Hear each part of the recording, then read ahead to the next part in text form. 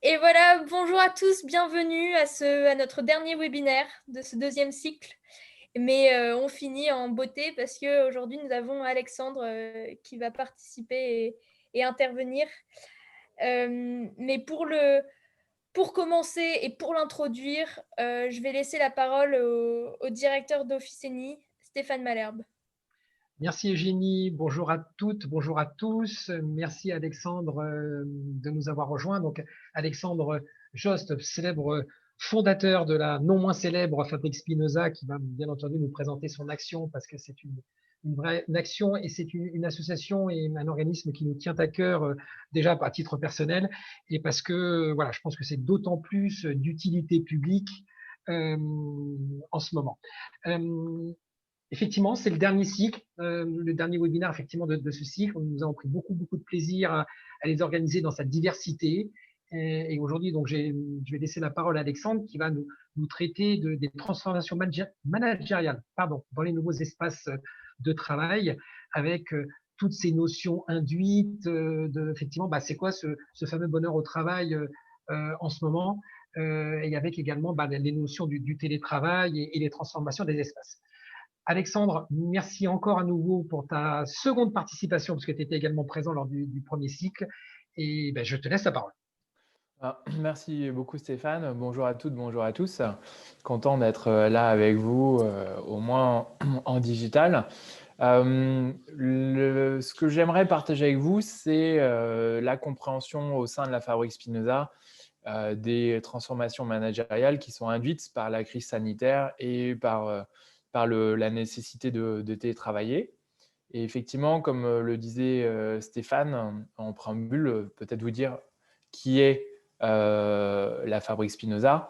C'est une association de la loi de 1901 qui se définit comme le mouvement du bonheur citoyen. Et notre objectif, c'est de placer le bonheur au cœur de la société parce que l'on pense que c'est une manière de donner de l'espoir, mais aussi de fixer un cap, même s'il est délicat en ce moment, de parler de ce sujet. Et enfin, parce que le thème du bonheur, il permet d'éclairer nos grands enjeux de société. Quand on parle de santé sous l'angle du bonheur, on pose les termes et les problématiques différemment. Pareil quand on parle de démocratie, de travail, d'éducation et ainsi de suite. Et donc, nos activités, c'est on publie des études, c'est l'Observatoire Spinoza. Après, je rentre dans le sujet, vous en faites pas. Hein, je termine en quelques secondes de présenter la Fabrique Spinoza. Et donc, on publie des études sur le thème du bonheur. Deuxièmement, on accompagne des organisations. C'est Action Spinoza, vers plus d'épanouissement. Et enfin, on a une communauté de bénévoles. Je vois Valérie d'ailleurs qui est avec nous. Bonjour Valérie, de passeurs du bonheur qui mènent des actions en faveur du bonheur sur les territoires en fonction de leurs désirs les plus intimes pour une société plus joyeuse. Voilà. Alors, notre thème d'aujourd'hui, j'ai envie de partir des transformations et des besoins, des nouveaux besoins qui émergent chez les gens. Le premier besoin qui émerge lié à la crise sanitaire, c'est le besoin de confiance. Donc pour moi, une première transformation, c'est une transformation vers le management de la confiance. On a découvert lors du confinement pour du bonheur et de l'arrachage de cheveux, les deux à la fois, eh bien, le plaisir et les affres d'être en famille pour ceux qui ont eu ce type de confinement. On a en cette occasion découvert qu'on pouvait passer plus de temps avec ses proches, qui nous rendaient fous parfois, mais qu'on pouvait passer plus de temps avec eux. Et ça a une incidence profonde dans la mesure où l'équilibre vie privée, vie professionnelle en ressort transformé. Et aujourd'hui, les jeunes et les moins jeunes, ou les anciens jeunes comme moi, eh bien, ont maintenant un besoin non négociable d'avoir la possibilité de passer du temps avec ceux qui leur sont chers. Et dans le même temps, on a un management qui est inquiet et qui peut se crisper en se disant les gens sont en télétravail, qu'est-ce qui se passe une fois que les écrans sont éteints. On pourrait aussi parler de ça en disant qu'on a un besoin de liberté accrue. c'est absolument certain. Une fois qu'on a goûté à la capacité à organiser son temps de manière plus volontaire, plus autonome via le confinement, pour ceux qui ont des métiers de bureau en tout cas, eh bien, on a du mal à revenir en arrière. Comme je disais, ça peut ou bien générer des très belles évolutions dans les organisations, des managers qui réalisent qu'en fait, on peut faire confiance, mais ça peut aussi générer des crispations. Et j'ai échangé avec une personne dans une banque, dont je ne citerai pas le nom, qui disait que eux, ils ont donné comme consigne, et c'est pour ça que je ne donne pas leur nom, que tout le monde aille au travail tous les jours. Et pour ceux qui refusent, bon, quand même, ils ne vont pas jusqu'à des sanctions disciplinaires, mais que leur manager organise 3 points par jour, un le matin plutôt tôt, en début de journée, un à l'heure du déjeuner et un le soir.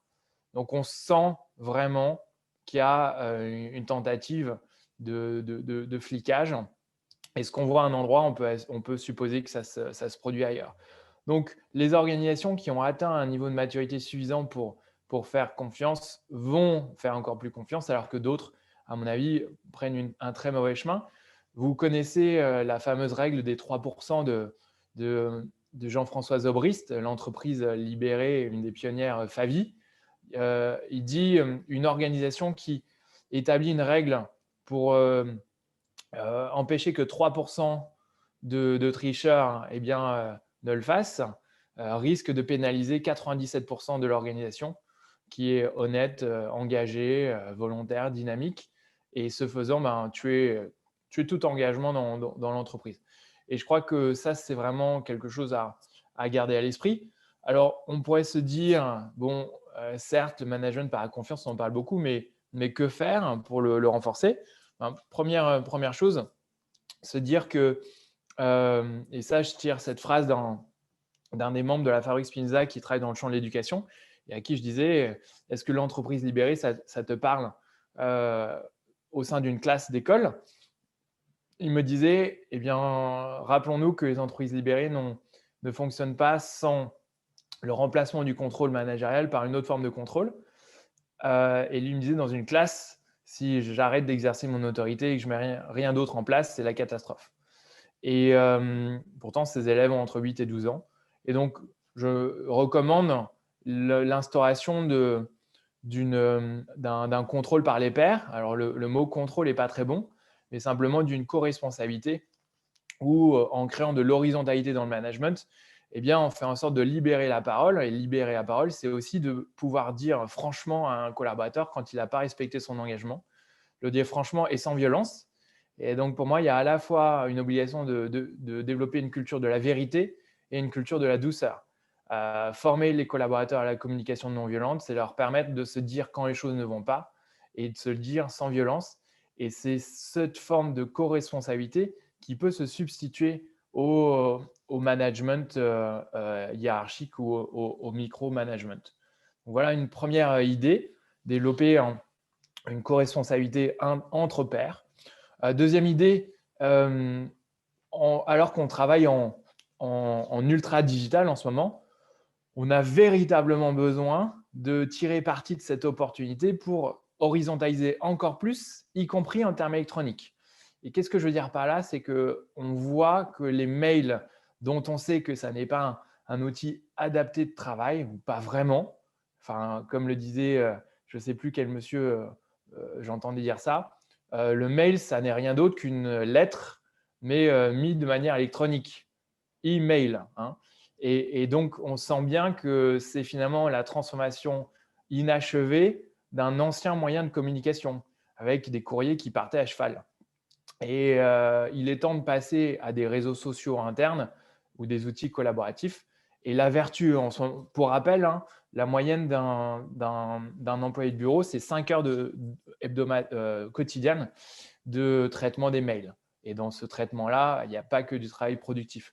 Et donc, les transformations telles Atos qui ont cherché à réduire de 100% et qui sont passées à 70% de mails en moins en utilisant des outils internes collaboratifs, c'est vraiment fondamental. Et vous allez me dire quel est le lien avec la confiance? Eh bien, le lien, c'est que lorsque l'on envoie un mail, eh bien, par définition, l'information n'est pas visible pour les autres. Et si on met tout le monde en copie, alors on pollue la boîte aux lettres des autres. Et les réseaux internes, les Slack et autres, Blue Link, qui permettent de à la fois publier l'information quelque part et épingler certaines personnes, ça crée une opportunité, ça va vous faire sourire, mais d'épanouissement électronique. On crée de la transparence, on soulage la charge électronique et on crée de la vraie collaboration. Et moi, je vais sur des canaux de notre Slack interne à Fabric Spinoza, de temps en temps voir ce qui s'y passe pour me tenir informé. Et ça permet aussi des choses incroyables. Quand on a notre comité de direction, eh bien, on publie notre compte rendu de comité de direction, qu'on appelle le CoCopil, sur le canal de cet outil collaboratif. On écrit le compte rendu en temps réel sur un document partagé, ce qui fait que n'importe qui dans l'organisation peut suivre en temps réel le déroulé de notre comité de direction et pourrait même en théorie mettre des remarques sur le document partagé.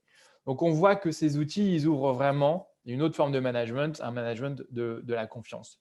Et puis, pour terminer sur ce thème, dire que finalement, on parle de rien moins d'autre qu'une autre forme de gouvernance, voire une autre forme de prise de décision.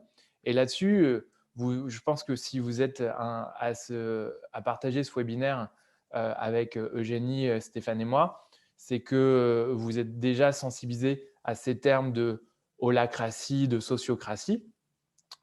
Et je vous invite à regarder plus avant. La question, c'est comment est-ce qu'on peut permettre à des individus de prendre des décisions sans être… alors, la définition est un peu dure, mais sans être entravé par une hiérarchie ou par un processus. Et là-dessus, regardons ces réflexions sur la sollicitation d'avis, justement en utilisant des réseaux sociaux internes. Je peux, moi, simple collaborateur, j'aime pas cette expression, mais je peux, moi, simple collaborateur, solliciter l'avis de mes pairs, des experts, et une fois que j'ai sollicité leur avis, je prends une décision. Mais je n'ai pas besoin qu'on me dise si ma décision est autorisée ou pas. J'ai simplement besoin de consulter. Et donc, on a un nouveau monde qui s'ouvre avec des mécanismes comme celui-ci, mais aussi comme la gestion par consentement, qui est vraiment un outil puissant pour choisir des décisions collectives en donnant beaucoup plus d'autonomie aux collaborateurs. Après, pour redescendre sur Terre et parler en termes simples, se dire que le télétravail, par rapport à la question de la confiance, c'est vraiment l'avènement du management par objectif et plus du management par moyen ou par instruction. Voilà. Donc ça, c'est une première grosse transformation. Une deuxième grosse transformation, c'est celle du management par l'amour. Changeons un peu de terme et essayons de remettre un peu de poésie en ces temps délicats. Je marque une petite pause pour trouver les mots justes. J'ai la chance d'être entouré de gens qui sont vraiment dynamiques. On est dans des bureaux avec des entrepreneurs sociaux et globalement, ce sont des gens qui ont beaucoup de pêche. Et l'un d'entre eux disait hier, à la question « Comment ça va ?», il y a un koan japonais qui dit « Je le raconte mal ». Donc, c'est un maître à qui on demande « Comment allez-vous ?» Il répond en combien de mots ? On lui dit en un mot, bien. Et la personne qui l'interroge lui dit « Et en deux mots ?» Ah, en deux mots.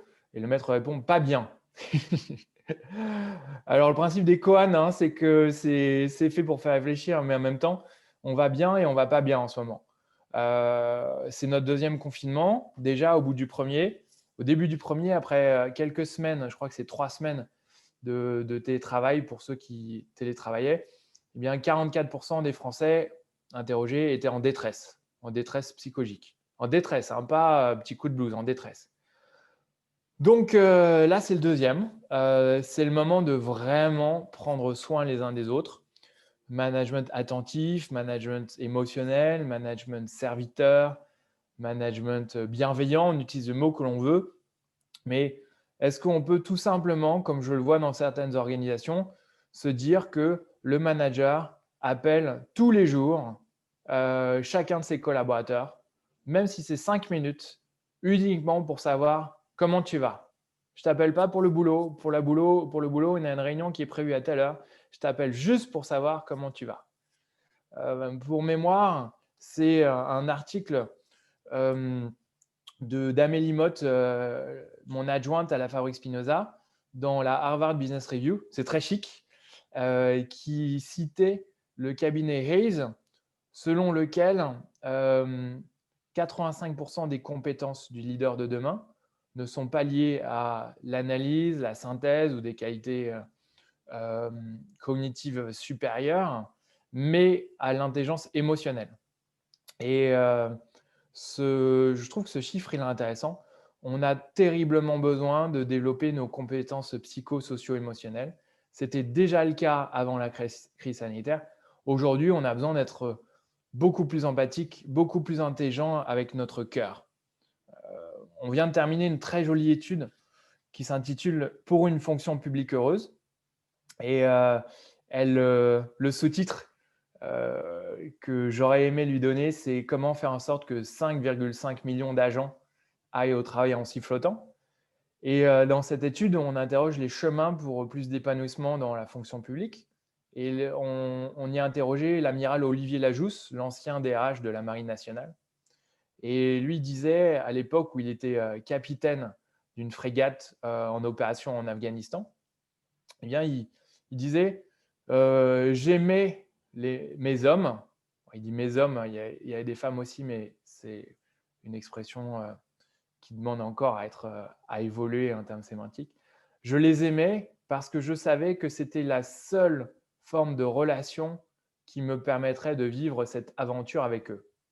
Et je trouve que c'est beau, en fait. C'est oser, en ces temps bizarres, réintroduire des termes comme cela, se demander si on peut pas seulement manager, mais vraiment aimer au sens le plus pur les gens avec qui on travaille.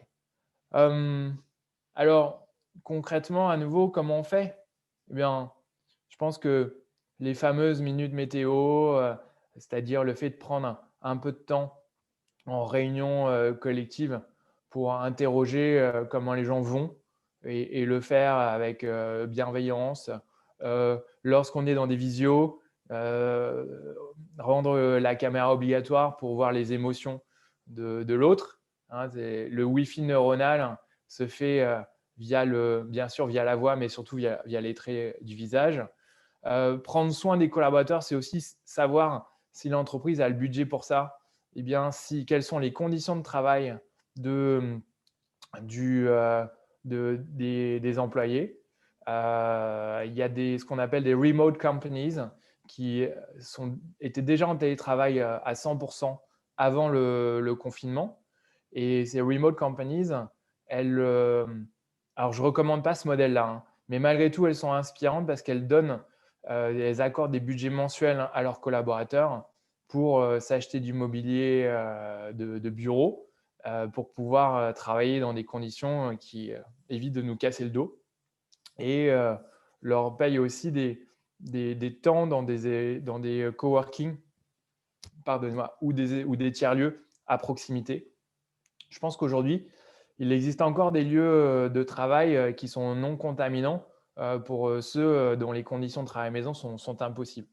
Donc, pour résumer, ce deuxième point, c'est vraiment prendre de manière obsessive, prendre soin de manière humaine, on parle de care hein, parfois, de ses collaborateurs, soigner ses émotions. Et inutile de vous dire que si vous êtes ici en pensant de manière équilibrée à l'humain et à la performance, qu'en termes de performance, c'est aussi absolument essentiel. J'aime bien rappeler que ce qui nous rend heureux dans la vie sont les relations humaines. On en est privé. Alors, si on peut les recréer au maximum en digital et en ayant de l'empathie les uns vis-à-vis des autres, eh bien, le monde se portera meilleur aussi grâce à nous. Et pour ceux d'entre vous qui sont managers, rappelez-vous également que la contagion émotionnelle est beaucoup plus forte du manager vers les équipes que le contraire. Donc, votre capacité à non pas vous montrer comme un super-héros ou une super-héroïne, mais à ne pas partager exagérément votre stress, eh bien, aura un impact fort sur vos collaborateurs. Moi, à titre d'exemple, la semaine dernière, j'ai pris jeudi et vendredi en entier, sans préavis, parce que j'ai senti que j'avais vraiment besoin de prendre soin de moi. Et je suis revenu avec la pêche et je me sens à nouveau capable de soutenir mes équipes. Donc, cet équilibre à trouver. Le manager bienveillant, c'est celui qui sait le moment où il est lui-même en difficulté. Le troisième point que j'ai envie de partager avec vous comme transformation managériale et avec des conséquences sur les espaces, c'est le management par le sens. Alors, comment dire à nouveau en 2017, la Fabrique Spinoza a lancé avec l'Institut Think le baromètre national du bonheur au travail. Et sur 1000 répondants, 44% d'entre eux disaient que leur travail ne contribuait d'aucune manière à donner du sens à leur vie. Alors, j'allais dire, c'est inquiétant. Oui, quand même, c'est inquiétant. Et ça, c'était en 2017. Depuis, on continue à avoir des crises de société qui nous obligent à prendre du recul.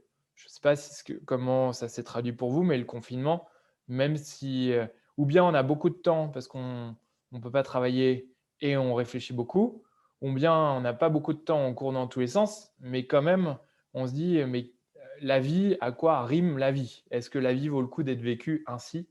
Et ça nous amène tous à être un peu métaphysiques quand même. Donc, cette crise de sens, elle est plus réservée aux quadragénaires.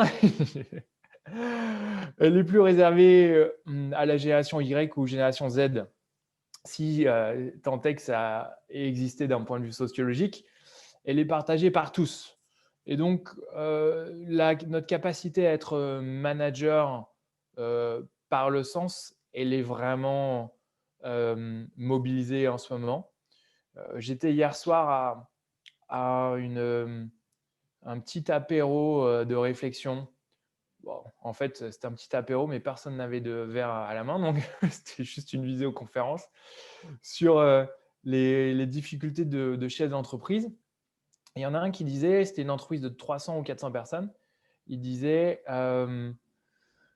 moi, j'observe que le besoin de sens des collaborateurs en ce moment ouvre une fenêtre de tir importante pour réinterroger la vision de l'entreprise ou de la business unit ou du service, etc.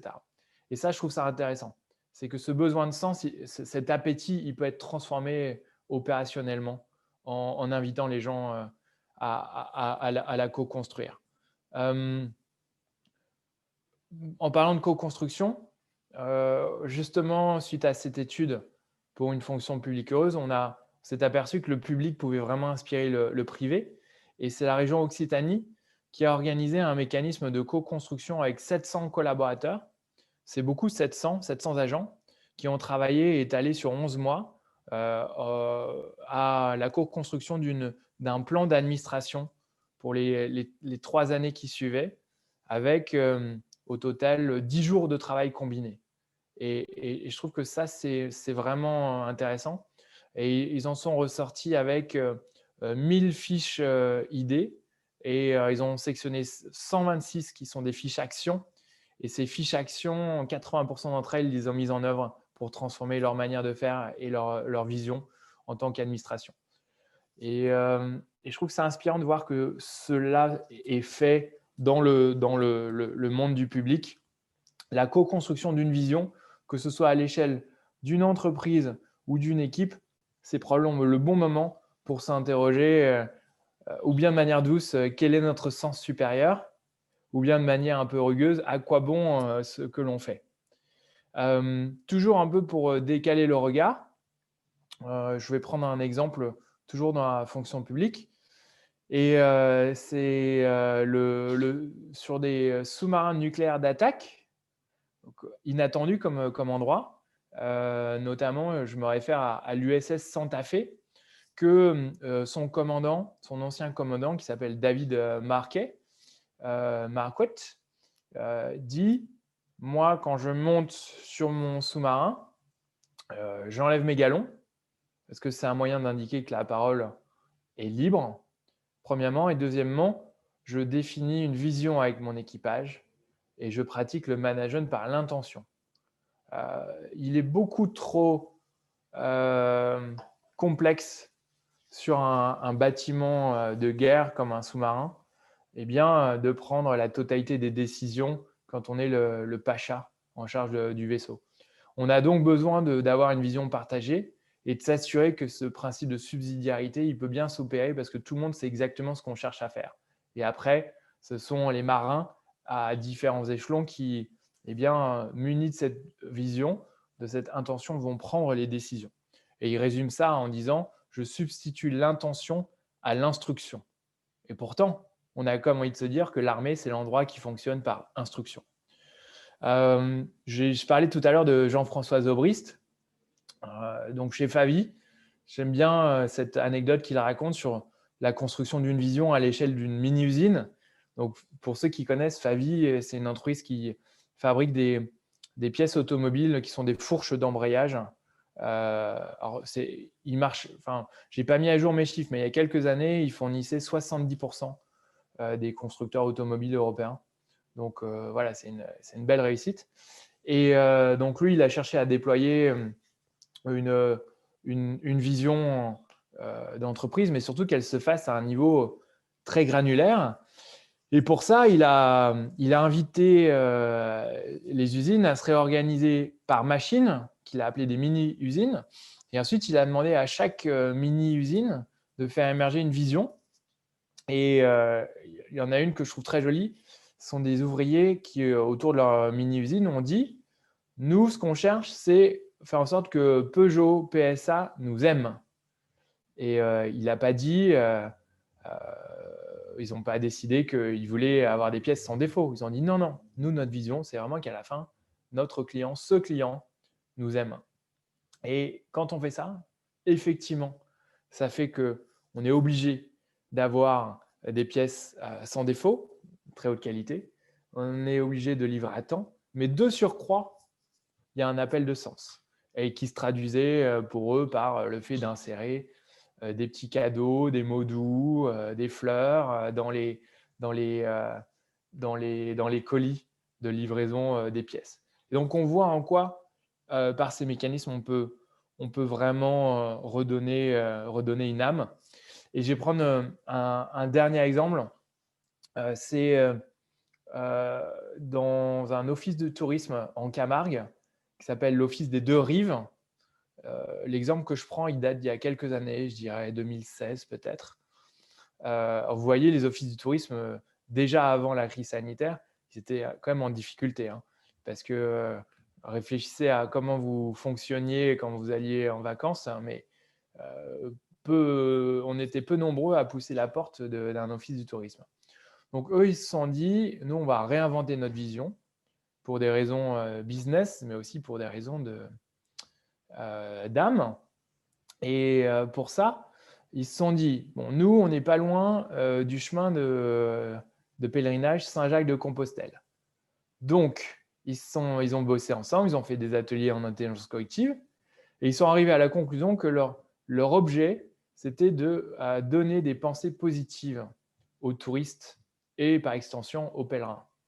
Et des pèlerins qui s'arrêtaient sur le chemin dans cet office, on se voyait remettre des pensées en disant puisse votre pèlerinage aboutir à que vous développiez plus d'amour pour votre prochain. Et en faisant ça, le mot a commencé à courir parmi les pèlerins. Un nombre croissant de pèlerins a commencé à s'arrêter dans cet office du tourisme, celui des Deux Rives. Puis les pèlerins ayant fait courir le mot, ont décidé eux-mêmes de déposer des pensées positives.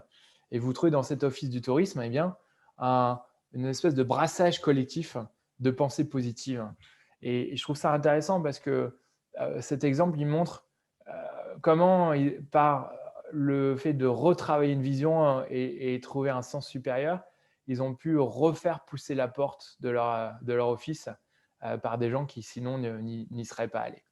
Voilà, donc ça me paraît important, cette sacrée capacité de manager à donner du sens.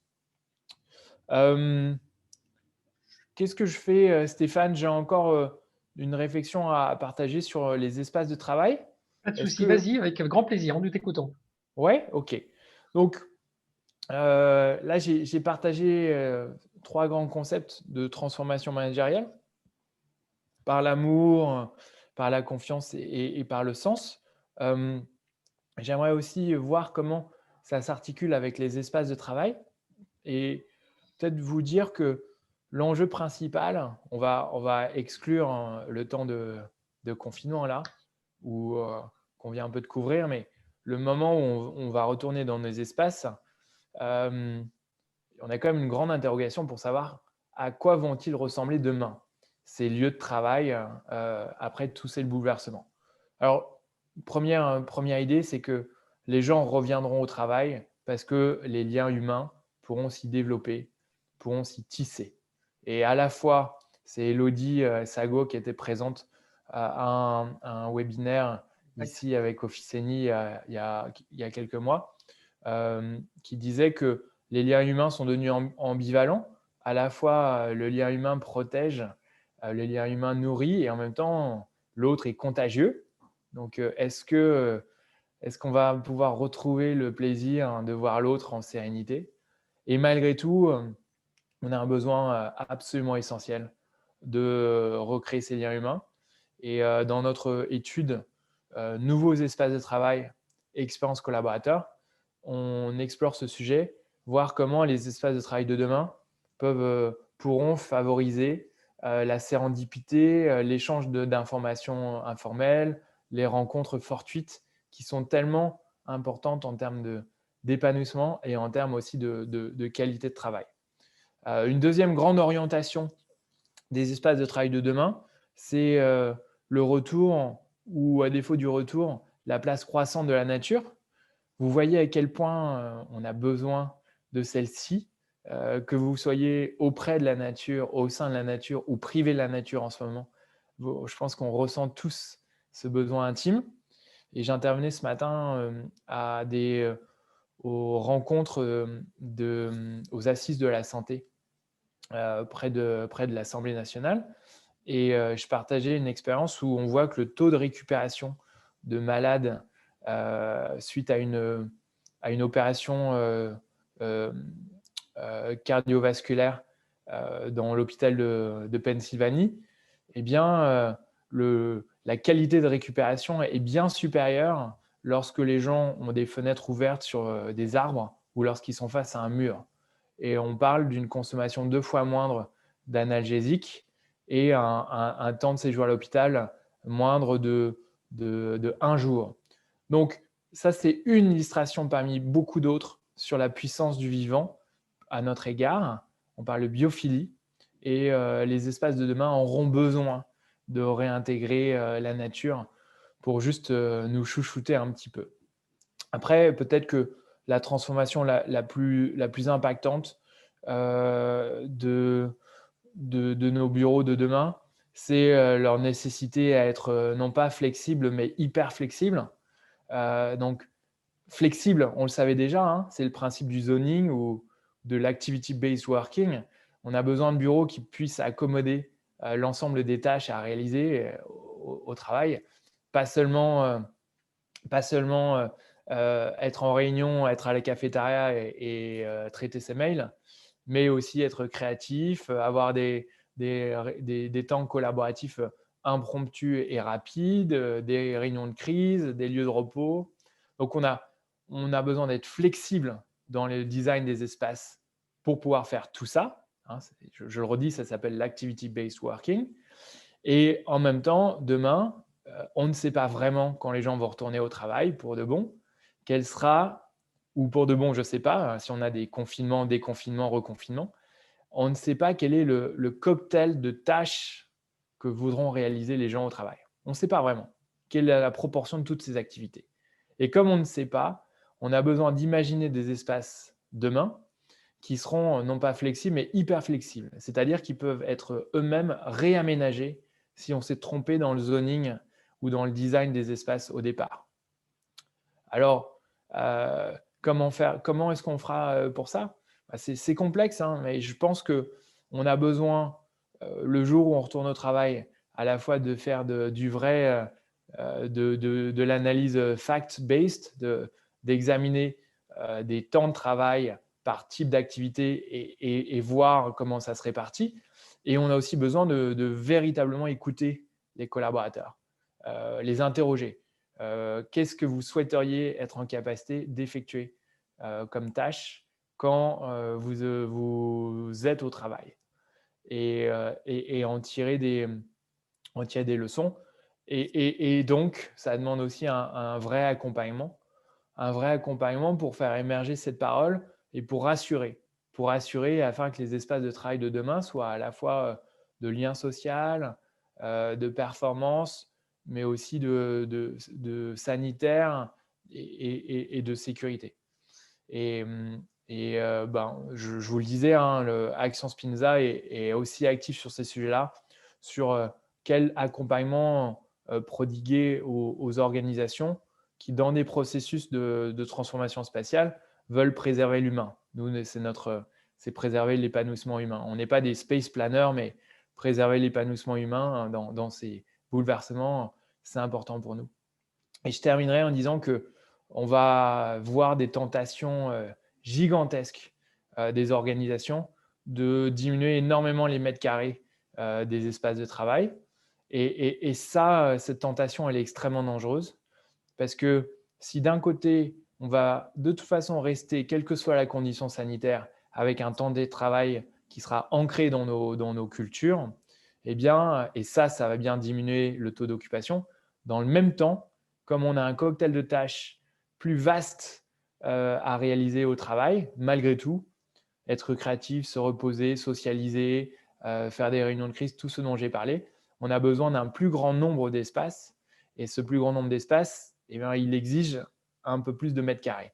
Et donc, la tension entre ces deux courants a besoin d'être examinée avec attention parce que sur trois lieux de bureau, en supprimer 2 pour faire des économies, ça peut vraiment être une tentation court-termiste et extrêmement nocive en termes économiques et évidemment en termes humains.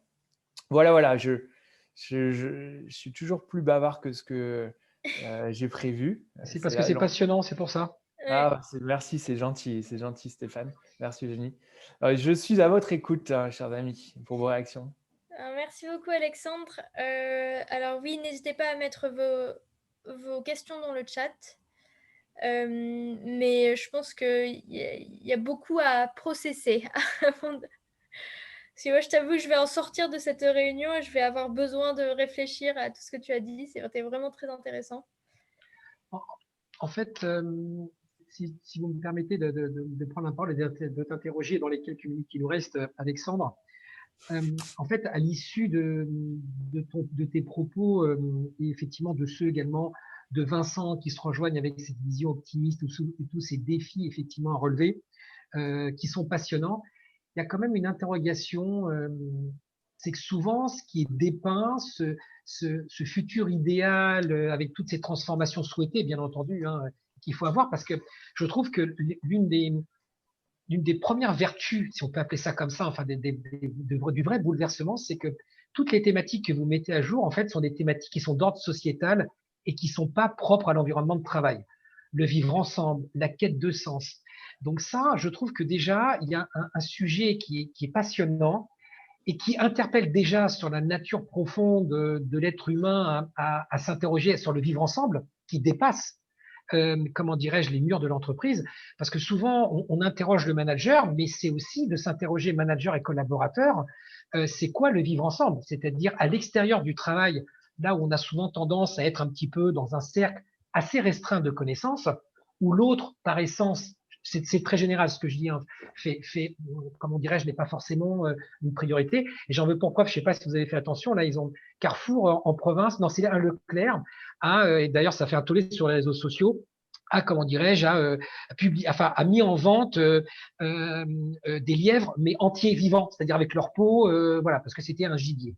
Et les gens se sont offusqués en disant, mais c'est pas possible, c'est ignoble, et c'est tout le paradoxe. Je fais une petite digression, c'est-à-dire que je veux bien manger du lièvre, mais par contre, je veux pas voir. Et donc, pour revenir, si vous voulez, à mon sujet, je trouve qu'il y a une vraie interrogation au-delà du monde de l'entreprise, où je pense que la responsabilité n'est pas que sur le manager, alors bien sûr, puisqu'il impulse, mais également ça nous interroge sur le vivre ensemble. Et l'autre question quand même qui me laisse un peu perplexe, c'est que on ne traite pas des disparités des entreprises. Quand on parle effectivement du sens, du bonheur, ça fait quand même un peu abstraction également des réalités déjà de taille d'entreprise, également des fonctions, parce que c'est effectivement assez facile lorsqu'on est dans une société dynamique, jeune, voilà, mais quid effectivement de gens qui sont au SMIC, qui sont dans des emplois, là, on l'a bien vu, hein, d'ailleurs, le Covid, entre ceux qui sont obligés d'aller se confronter et d'être potentiellement, qui peuvent potentiellement attraper le Covid, et ceux qui ont la possibilité de faire tout le travail, comment tu traites effectivement ces sujets qui sont d'ordre effectivement général, hein, parce que le bonheur et le sens, c'est censé concerner tout le monde, mais quand tu es dans le monde de l'entreprise, suivant la taille, suivant l'argent, toutes ces disparités font que forcément, on exclut de fait beaucoup de personnes. Ouais, je suis tout à fait d'accord, hein. Tu veux que je réagisse à ce que tu viens de dire? Ouais, je veux bien. Oui, si tu peux. Ouais, Ouais, avec avec plaisir. plaisir. J'en profite pour dire que c'est vraiment joli derrière toi. Il y a quelque chose de très automnal. Non, mais c'est vrai, hein, il y a des jolies couleurs, hein. Non, mais il faut en profiter. J'y suis pour Euh, rien, c'est le soleil. euh, ben, je suis d'accord avec ta première remarque qui est que les enjeux de société se croisent et sont transverses, qu'il y a quelque chose de systémique. Ouais, c'est la première fois que ça arrive. Oui, c'est la première fois que ça arrive.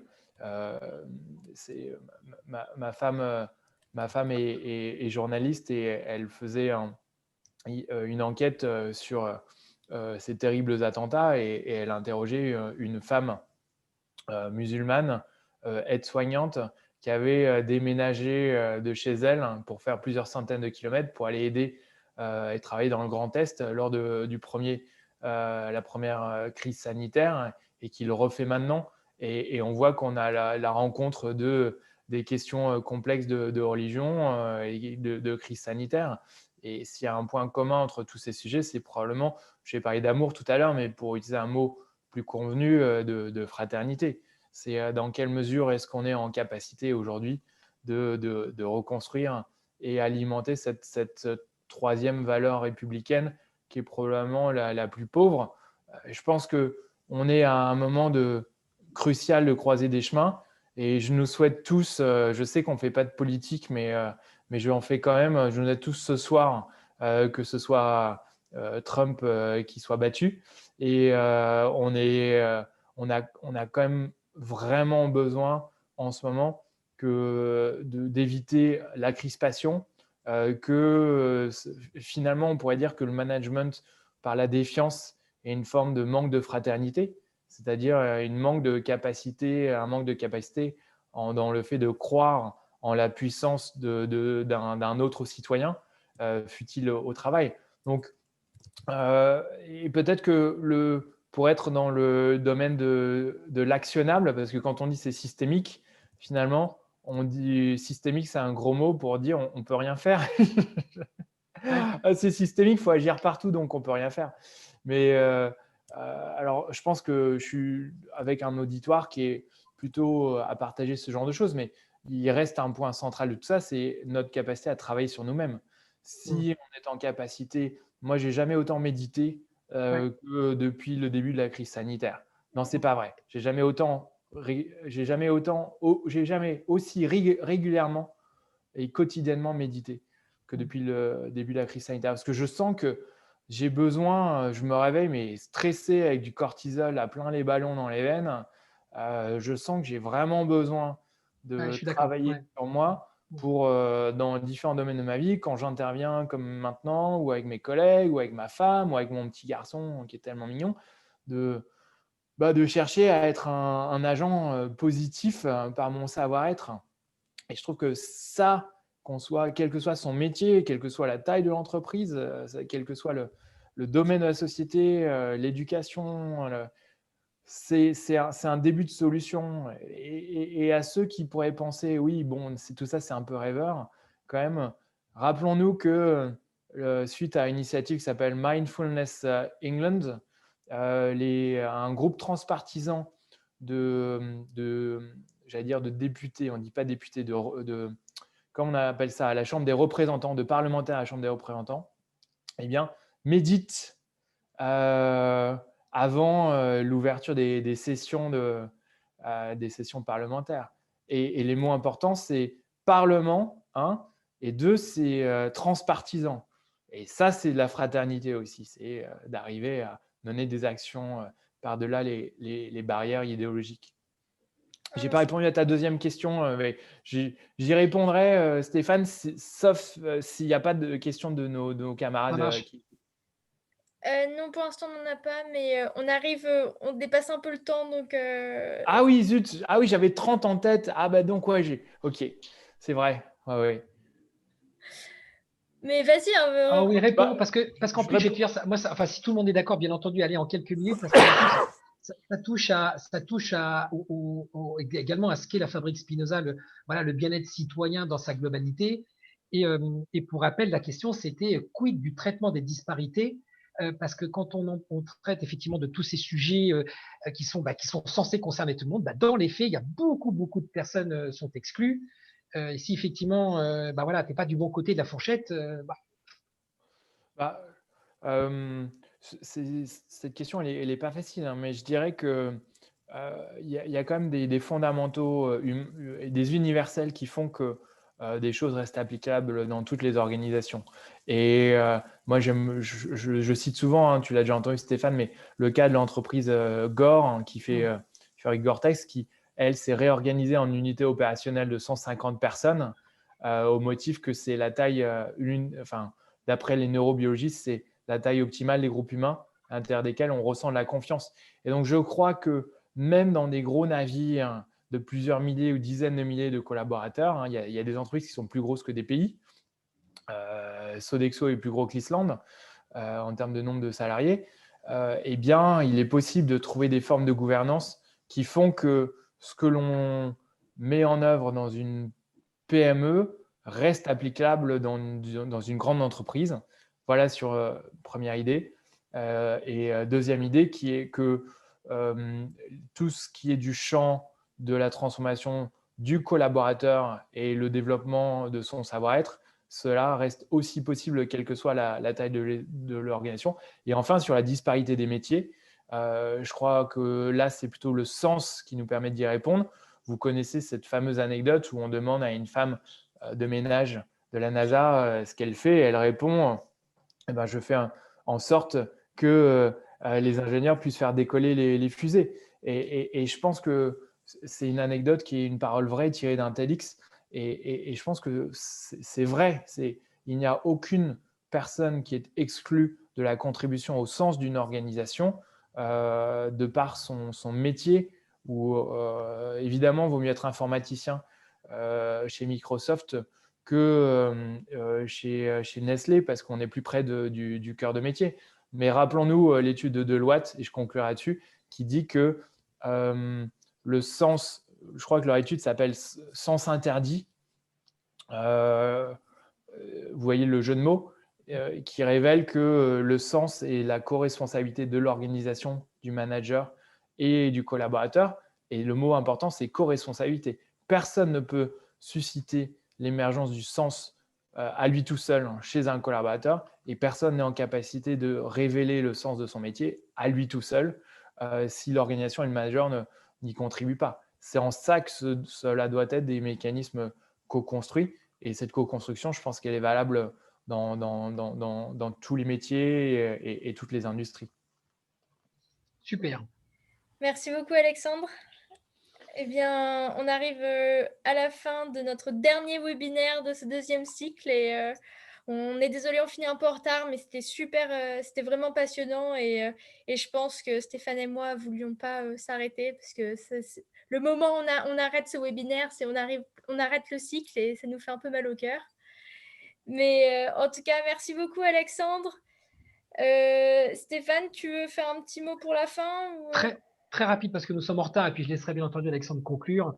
Tu l'as dit, donc légère redite, mais c'est vrai, je te rejoins. Beaucoup de plaisir à cette organisation, voilà, un peu dans le temps, pour se donner un petit peu de temps avec une diversité d'intervenants, d'intervenantes, journalistes, optimistes, architectes, voilà, pour essayer très modestement à notre petit niveau, bien que ce soit pas du tout notre métier, de, comment dirais-je, bah, voilà, de participer un peu, d'apporter une petite pierre à l'édifice.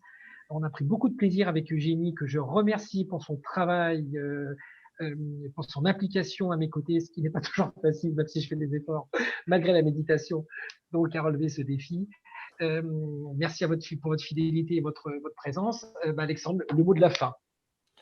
Bah, je voudrais vous dire que moi, mon petit mécanisme à moi pour aller bien en ce moment, c'est de juste essayer de dire merci malgré tout pour ce qui va bien. Et j'espère ne heurter personne en disant ça, mais j'ai la chance que mes proches aillent bien en ce moment.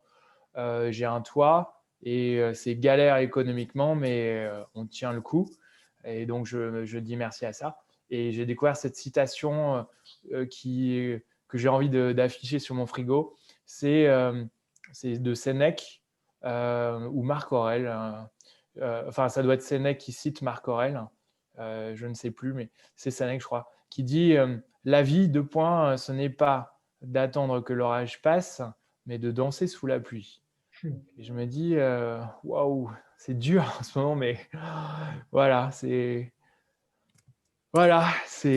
essayons de danser, de continuer à danser un petit peu. C'était la thématique de ma méditation de ce matin à 5 heures. Bon, merci encore. Merci à toutes et à tous. Merci Alexandre. Et puis peut-être à bientôt pour de nouvelles aventures sous d'autres cieux. Et puis encore merci pour votre présence. Merci à toutes et à tous. Merci d'avoir participé. Merci Au beaucoup. Merci pour revoir, vos au revoir à messages. tous. Prenez Bonne soin fin de de Merci vous. pour les journée. messages, Elisabeth, Aliénor. Voilà, merci pour toutes et tous pour vos messages.